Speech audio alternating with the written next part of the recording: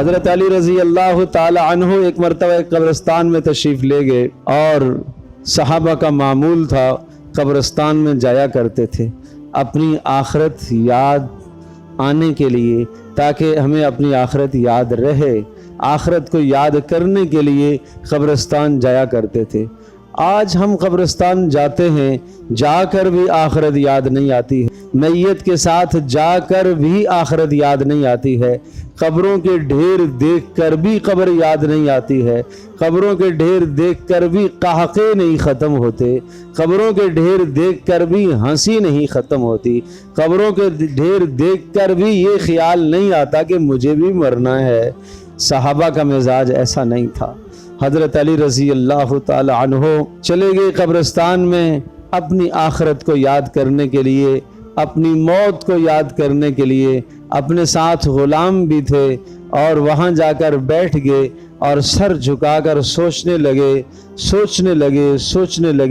سوچنے کے بعد پھر یہ جملے ارشاد فرمائے: السلام علیکم یا اہل الدیار الوحشہ، اے بوسیدہ گھر والو، اے کھنڈرات والو، تمہارے اوپر سلامتی ہو، اے قبر والو تمہارے اوپر سلامتی ہو۔ یہ سلامتی کے کلمات کہے، اے کھنڈرات والو، بوسیدہ قبروں والو، ریزہ ریزہ ہو جانے والو، ہڈیاں گوشت میں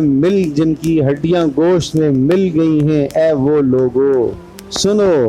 اما احوالنا، آؤ ہم تمہیں اپنے حالات سناتے ہیں، ہم تمہیں اپنے حالات سناتے ہیں، ہم سے ہمارے حالات سن لو، تمہارے جانے کے بعد کیا ہوا وہ ذرا سن لو مجھ سے۔ تو کہا: اما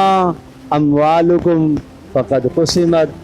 جب تم مرے تو تمہارے مال تقسیم ہو گئے سارے۔ کسی نے یہ نہیں کہا کہ یہ مال میں ابا کی جانب سے صدقہ کروں گا، کسی نے یہ نہیں کہا کہ یہ مال میں اماں کی جانب سے صدقہ کروں گا، کسی نے یہ نہیں کہا کہ یہ مال میں اپنے بھائی کی جانب سے صدقہ کروں گا۔ بیوی کو جو ملا اس نے اپنا سمیٹا،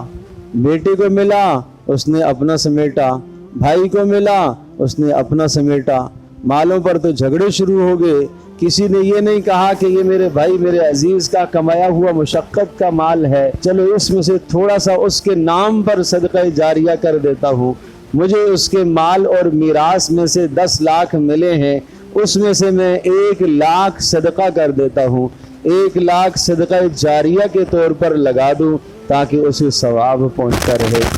نہ کسی نے ایسا نہیں کیا۔ اما اموالکم فقد قسمت، تمہارے مال تقسیم ہوں گے۔ واما بیوتکم فقد ہدمت، اور تمہارے گھر گر کر مٹی ہو گئے، زمین بوس ہو گئے، تمہارے گھر عالی شان محلات اور مکان جن میں تم رہا کرتے تھے وہ زمین بوس ہو گئے۔ واما ازواجکم فقد تزوجن غیرکن، اور جو تمہاری بیویاں تھیں، تمہاری بیویوں نے اور نکاح کر لیے، تمہاری بیویوں نے اور شوہر اختیار کر لیے، لہٰذا اب تمہارا اس دنیا میں واپس پلٹنا تو بیکار ہے۔ انہوں نے تو اور شادیاں کر لی ہیں، اور شادیاں کر لی ہیں، تمہاری فکر کے پیچھے 1 دن 2 دن 4 دن روئے ہیں، غم کا اظہار کیا، ملنے والوں نے پوچھا، اس کے بعد سب کے سب اپنے کام میں مگن ہو گئے، سب کے سب اپنے کام میں مصروف ہو گئے۔ 6 مہینے کے بعد پتہ ہی نہیں چلتا کہ اس گھر میں کوئی میت ہوئی تھی کہ نہیں ہوئی تھی، یہاں کوئی غم آیا تھا کہ نہیں، سب بھول بھال گئے۔ پھر ایک نسل کے بعد دوسری نسل باپ دادا کی قبر سے بھی غافل ہو گئی ہے، قبر کہاں ہے، جانے کی فرصت کس کو ہے، قبر پر کوئی نہیں جا پاتا۔ حضرت علی رضی اللہ تعالی عنہ نے یہ ساری باتیں کہیں اور پھر اپنے غلام سے کہنے لگے: اے قمبر،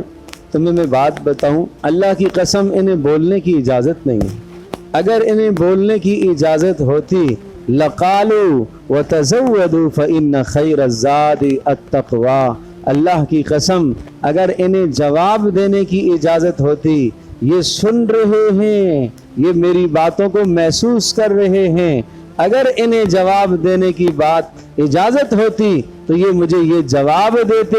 کہ علی یہاں آنے سے پہلے تقوی اختیار کر کے آنا، قبر میں آنے سے پہلے اعمال کا ذخیرہ لے کر آنا، قبر میں آنے سے پہلے اعمال کا تحفہ لے کے آنا، قبر میں اعمال کا سکہ چلے گا، حسب نسب نہیں چلے گا۔ تو آج اس چیز سے ہم غافل ہو گئے۔